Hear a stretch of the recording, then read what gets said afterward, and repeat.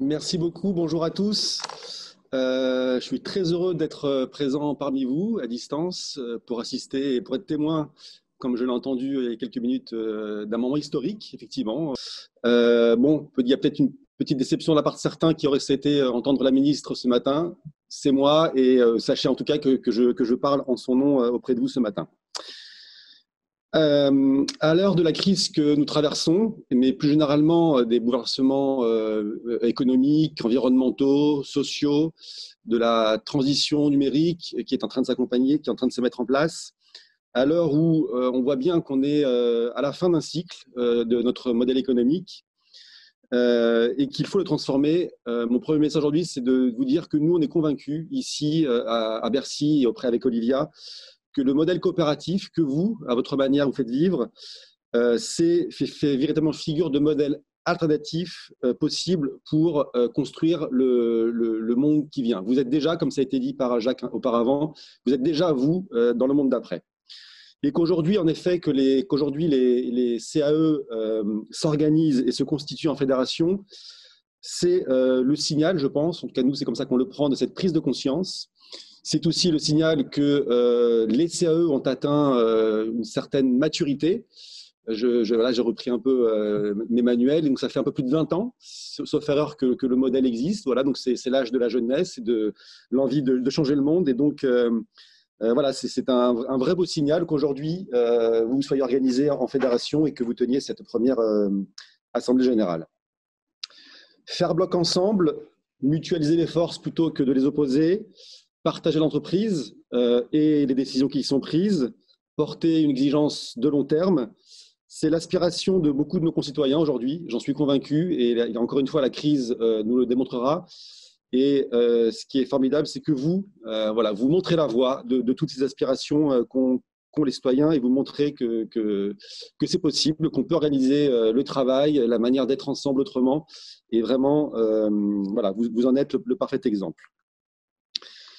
Ceci étant dit, voilà, le moment est difficile. Nous savons, avec Olivier Grégoire, les difficultés que vous connaissez, que connaît évidemment tout le pays, mais en particulier les CAE. L'administration, dans la conscience, n'a pas encore tout à fait compris les spécificités du modèle coopératif et en particulier des CAE. Comme on dit dans notre jargon administratif, vous ne rentrez pas encore dans les cases. Et ça, j'ai bien conscience que c'est un problème et que nous souhaitons et que nous allons traiter avec la ministre.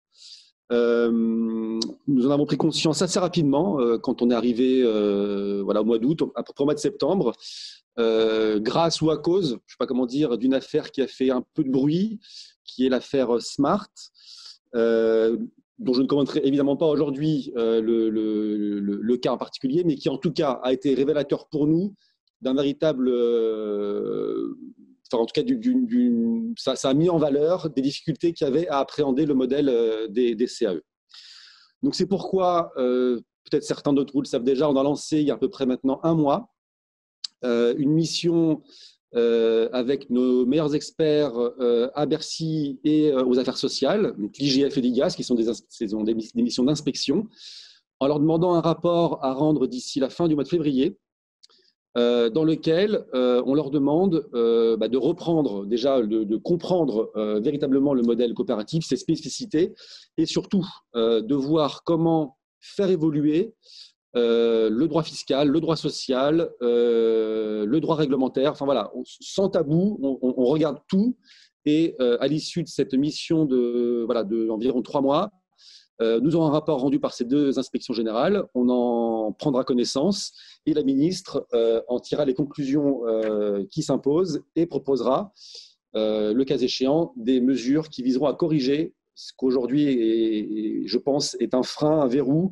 au développement du modèle coopératif des CAE, encore une fois que nous souhaitons véritablement voir se développer. Je n'oublie évidemment pas non plus la crise et ses effets.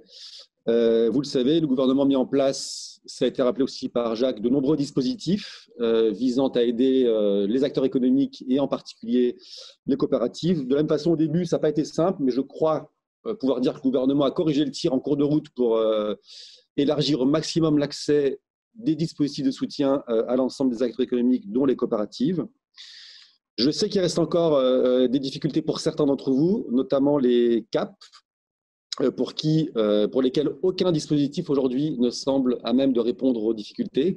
Encore une fois, les CAP, là pour le coup, ne rentrent pas dans les cases de tout ce qu'on a pu mettre en place jusqu'à présent en matière de soutien financier. Et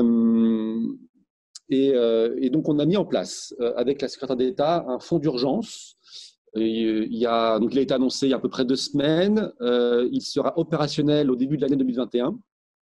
Ce fonds d'urgence spécifique aux acteurs de l'ESS pourra, je l'espère, et nous y travaillons, être une réponse notamment aux CAP qui n'ont jusqu'à présent pas encore trouvé de guichet auquel pouvoir taper et pouvoir bénéficier, comme c'est leur droit, je le pense, du soutien de l'État dans les temps difficiles que nous traversons.